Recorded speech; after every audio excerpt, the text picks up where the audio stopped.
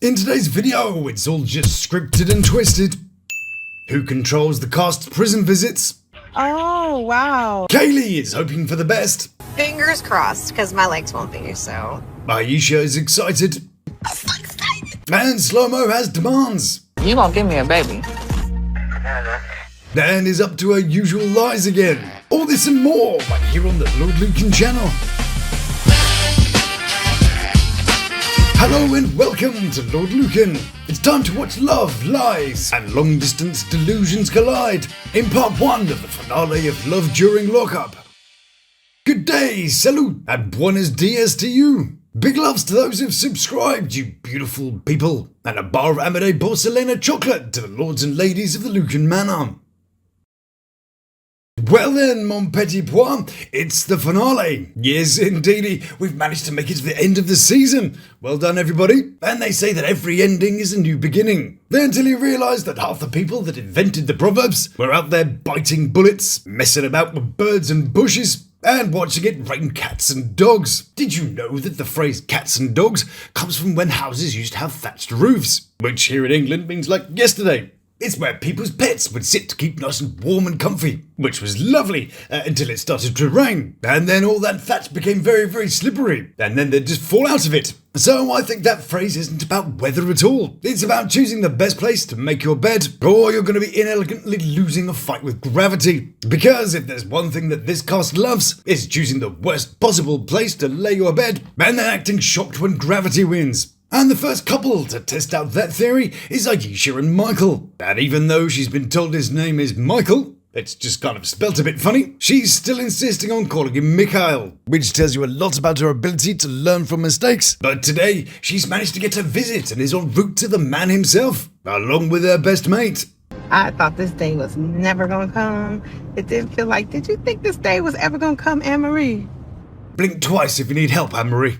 I am going to write the message that Smoochie wants you to have today, okay? Here we go. You ready, Smoochie? Now.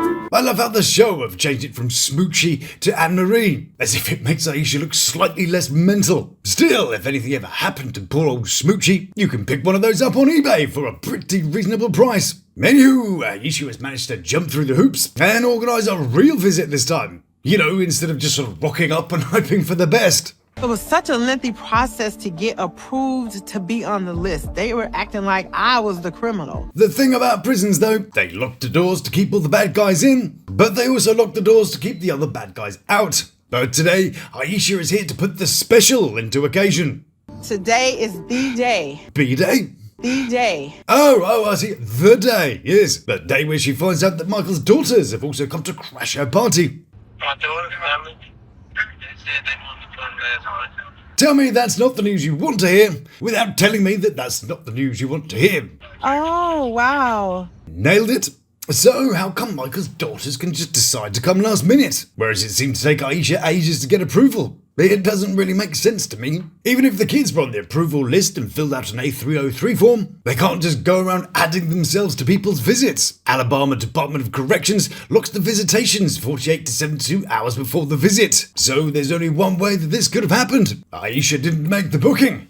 The production company did. That's the only way that she didn't know the daughters were going, and the only way that she didn't know until Michael told her. So, for more 2 cents, Michael either knew and forgot to tell her, or he knew because the production told him, and he waited the last minute to tell her. I mean, it's not like the production and the visits thing has been a bit sketchy this season, and possibly the real reason why everybody's visits are going wrong. I wonder if that'll be significant later on. Hang on up. Well, you're gonna have to hang on a little longer for that hang on a second. To pick this day to call me at the last minute, I'm not feeling this. But 2 minutes later, and Ayesha's back to being all excited about it. Okay, let me calm down. She's quite sweet though, really, isn't she? Mad as a bag full of badgers with lead poisoning, but pretty sweet nonetheless. So she arrives at prison to meet Michael's daughters. Okay now, Ayesha, play it cool. Try to make sure that your mental isn't showing, and just go in nice and easy, okay? And definitely don't do something mildly mentalist, like, you know, introduce yourself as their new stepmom or something, okay? Right, and action. Well, hi, love. How it's nice to meet you. You got no hugs for your future stepmommy. No, not quite. But by the looks of it, she might be stepmummy number 3. Now, what the hell is cameraman Craig filming? Craig was clearly going for the boob and belly shot. Why would you keep that shot in? So Ayesha goes for awkward moment number 2. And what did he tell you about me? He just said he was talking to somebody, but he didn't go into detail. No way! I mean, he didn't tell you about the new love of his life? He didn't mention the woman that he plans to spend the rest of his life with? And I'm not talking about Gay Gary from B-Wing. He didn't tell them about the woman who appears to be wearing a ring on her finger? I guess it must have slipped his mind, right? You know, like the fact that his daughters are coming to visit. That's totally must be it. I don't like to be too nosy, but We had no clue, like, that she was coming. See what I mean? So if Ayesha didn't know that they were coming, and the daughters didn't know who was coming, and they didn't even know that Ayesha even existed, then it must have been organised by the TV show. We know from people like Julian that they do like to discuss things with the inmates, behind the outmates' back. And what was the big plan? A bit of tension? Maybe they just needed a little pinch of spice to cheer up an otherwise very vanilla storyline. The haunted house thing was pretty cool, but I think we'll agree we needed a bit more than that. you bringing somebody we don't know about and that you Have not told us about. It's not fair. Yep, my vote is for conflict and tension, as Ayesha isn't too pleased either. Now it's just like a family reunion. It's not really like a date type of atmosphere. Not sure how much of a date atmosphere you get in a visiting hall. Probably hasn't been on too many dates that consist of sharing the venue with Boris the Ball Buster from B-Wing and Steve the serial killer from Segregation. This is the moment. This is gonna make it or break it. Let's go. You ready? So, while they're off St. Michael, let's distract ourselves with a trip to Phoenix, Arizona to see what Kayleigh and family are up to. Well, Kayleigh is trying to hype up the kids to be very excited for Michael's release. Are you excited? Your dad only comes home from prison one night. No, not if he goes back in jail again. Ah, good job. You can get them to call him Dad, which apparently isn't a title that you earn anymore, and pretend like you're not the dysfunctional family to be, but it's hard to avoid the truth leaking out of your kids' minds. So, off she goes to meet him. Not her son's birthday, but, we won't mention that. Blimey, what's up with Kayleigh's lights? Whoop, whoop. And Kayleigh is hoping that everything will go swimmingly. Fingers crossed, because my legs won't be, so. I thought that was a draft. So, Kayleigh arrives at the federal prison camp Phoenix, Arizona, and she's hoping to get a glimpse of the man. The yard I can kind of see, and he usually does laps, but I haven't been able to see him yet, so. Well, unless she's got a telescope, allow me to explain. So, she's parked here, and the place that Michael does laps is all the way over here. The bit she's actually looking at is the officers and staff bit. Good job. Maybe that means he's getting ready. Maybe that means you're standing in the wrong place. But that doesn't go and stop her, I can imagine the guard in the tower seeing her at the gate. Hey, Chuck, there's a woman at the gates again. Shall I take her out? Yeah, why not? Ah, damn it, missed. So she's got to made it to the spot on time for once. She might not have paid for the card or sorted out the credit cards, the bank account, or his fines. But hey, 1 out of 5 isn't bad, right? But then she gets a call. You don't have the good news and bad news. The bad news, I guess. Next, it's off to see what's happening with Gigi, Bonita, and whatever his name is, Story. Dozed off for a second then. These guys have just ended up boring my little trousers off. We're still in the same position we were in the last episode. Bonita's still styled the staff. Gigi's on her way to the... It's all just a bit vanilla, isn't it? Moomoo, who's got those short guy vibes, is just a child with a prison fantasy. I want grapes from over here and I want strawberries from over there. You feel me? Bonita's kind of fun, with her willy waffles, but they've been dragging this storyline out forever now. We know they don't have a poly relationships, and people on Facebook said that they did, but I can't find any evidence of that. Gigi left Moomoo. Moomoo's now going to put up with a pissed off baby mama, and nobody really cares. But we'll get to the conclusion of their story in the next video. And I think the TV show got a bit bored of this segment too, because it lasted a whole 2 minutes and 20 seconds. Skip. Next we're in Pennsylvania with Emily and Justin. For a moment, we all knew it was coming. Many weeks ago, we all found out that Justin took his life just after they finished filming. And he was found unresponsive in his cell on the 12th of July. Hate me today. Hate me tomorrow.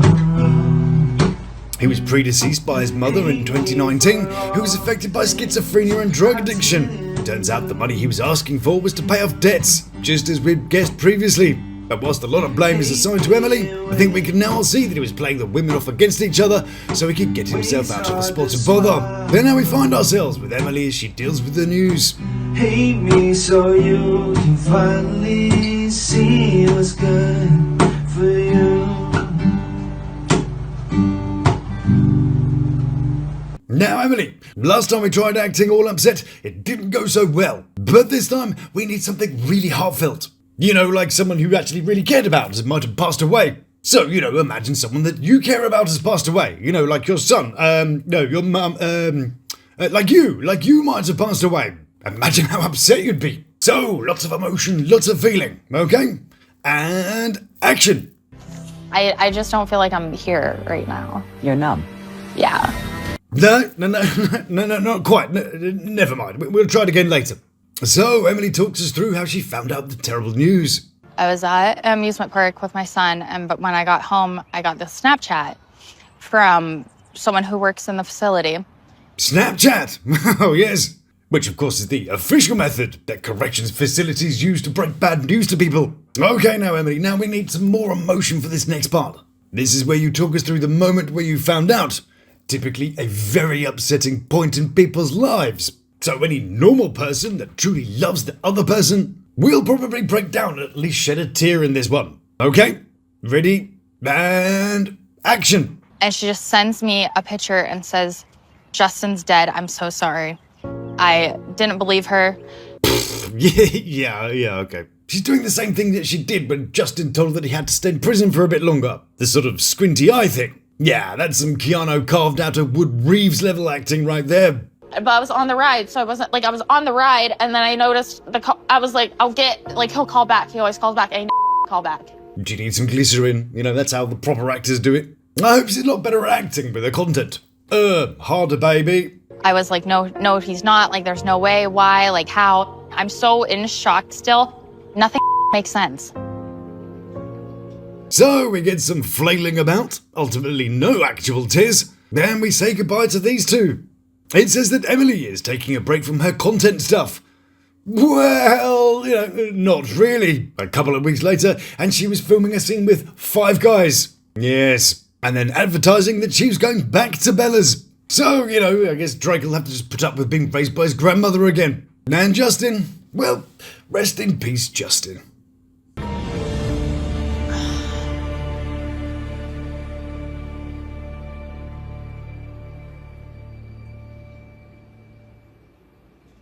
Right, let's go see what Slow-Mo's up to, shall we? And she's finally made it into prison, and this time she gets more than just snacks. And so, why did she get turned away last week? Well...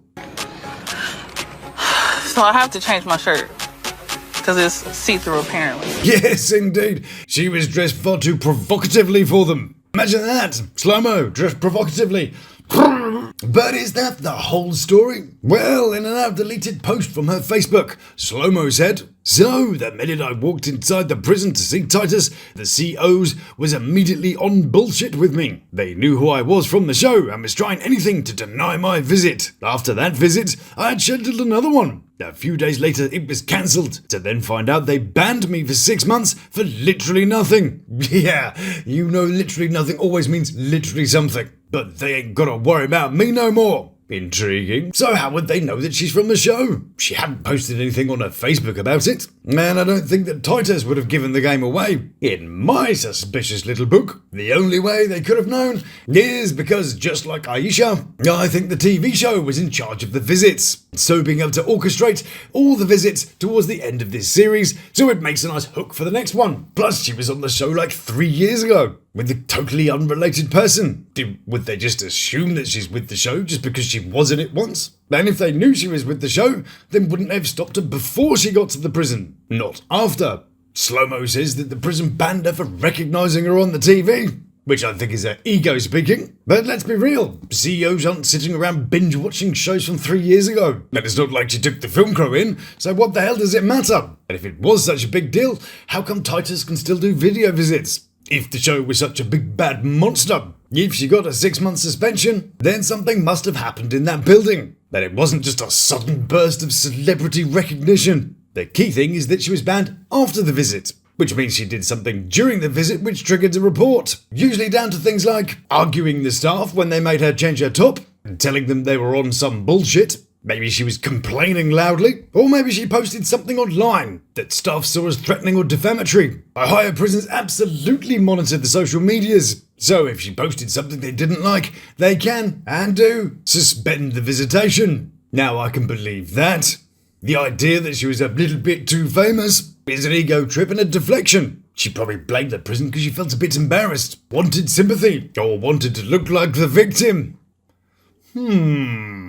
She has of course since deleted the post, but with the production company being involved, explain why Slow-mo hadn't visited, explain why Ayesha had the problems, and why Gigi still turned up on a family day, and ultimately why Kayleigh ended up having a spot of bother with hers. Because, it might not be the first time they've messed around with the visits and pickups. Let's cast our minds back to when she met with Derek the first time. Yeah, that went well. And what do we make of her prison visit story?